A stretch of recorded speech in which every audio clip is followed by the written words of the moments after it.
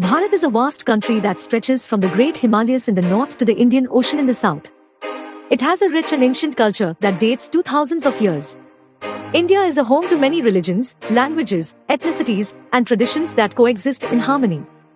India is also known for its artistic, scientific, and intellectual achievements that have influenced the world in various fields. It is the land of great epics, such as the Ramayana and the Mahabharata, which are among the oldest and longest literary works in the world.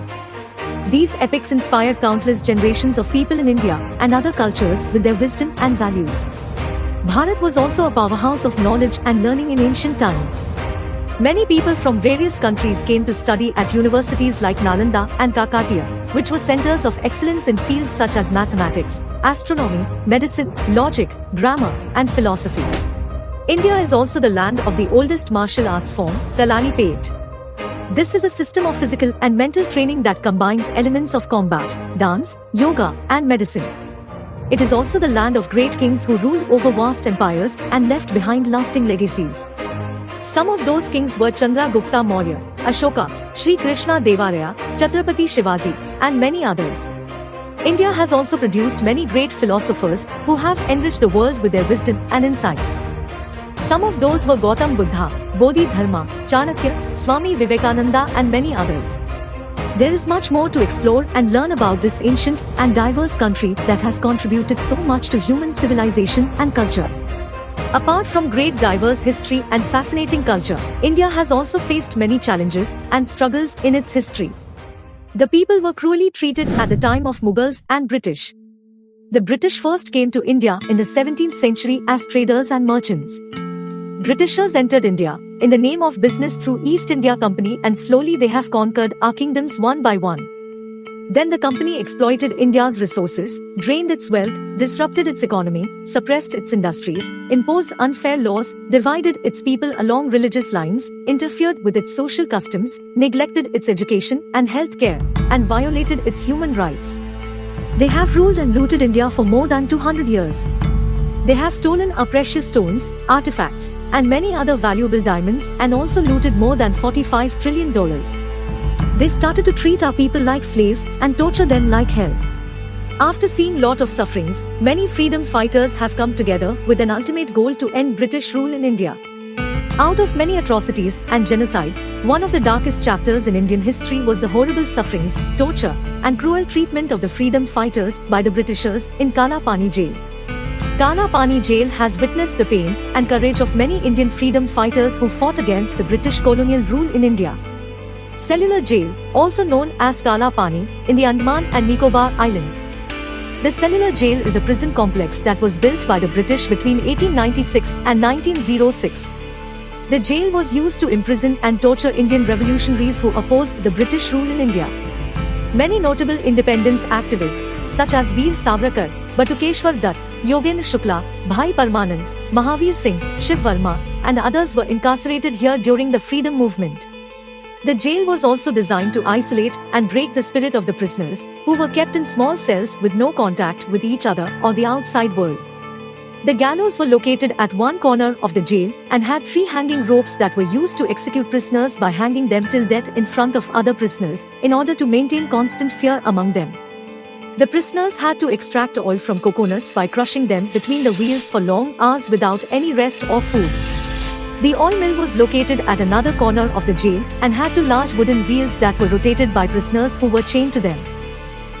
They were assigned with unachievable tasks so that Britishers could give cruel punishments for the freedom fighters. There was a hospital, which was located at another corner of the jail and had a few beds and instruments for treating the sick and injured prisoners. However, the hospital was often used as a torture chamber where prisoners were subjected to brutal experiments and surgeries without anesthesia. The prisoners in the jail suffered from physical and mental torture, starvation, disease, humiliation, and death at the hands of the British authorities. They were forced to work hard in harsh conditions. They were also subjected to flogging, solitary confinement, fetters, handcuffs, bar fetters, and other forms of punishment for any minor offense or disobedience. They were also denied any basic human rights or dignity. Some of the prisoners tried to escape or resist their captivity by digging tunnels, writing letters, organizing hunger strikes, or attempting suicide. But they were failed to escape the prison as it was an island surrounded by an ocean. Those who tried to escape were thrown and fed as food to sharks and crocodiles. The cellular jail is a place that reminds us of the sacrifices and struggles of the Indian freedom fighters who gave their lives for India's freedom and dignity. It is also a place that inspires us to value and protect our freedom and democracy. It is a place that deserves our respect and gratitude. Thousands of Indians sacrificed their lives centuries together for the country and for the people.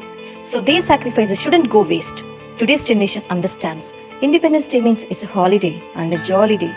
On the top of it, children get sweets from the school, so that's the understanding they have today. But I appreciate the parents who are educating their kids. Really fantastic.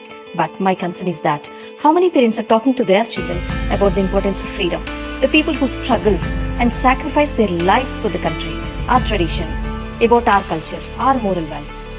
Yes, dear parents, if this generation knows little and gives less importance, let's imagine how future generations are going to be. So, is it not our responsibility to educate today's children? Yes.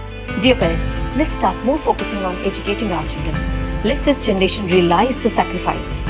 Every Sunday, or at least weekly once, 15 minutes, if we can spare our valuable time to educate the children about the people like Gandhiji, Bhagat Singh, Subhash Chandra Bose, Chandrasekhar Azad, Sardar Vallabhbhai Patel, Rani Lakshmi Bai, Mangal Pandey, Bal Gangadhar Tilak, Lala Lajpat Rai, Vinayak Damodar Savarkar, Sarojini Naidu, etc. And more people actually. And also great Indian epics, the great characters of Ramayana and Mahabharata. So today's children are tomorrow's citizens. Let today's children understand the value of freedom.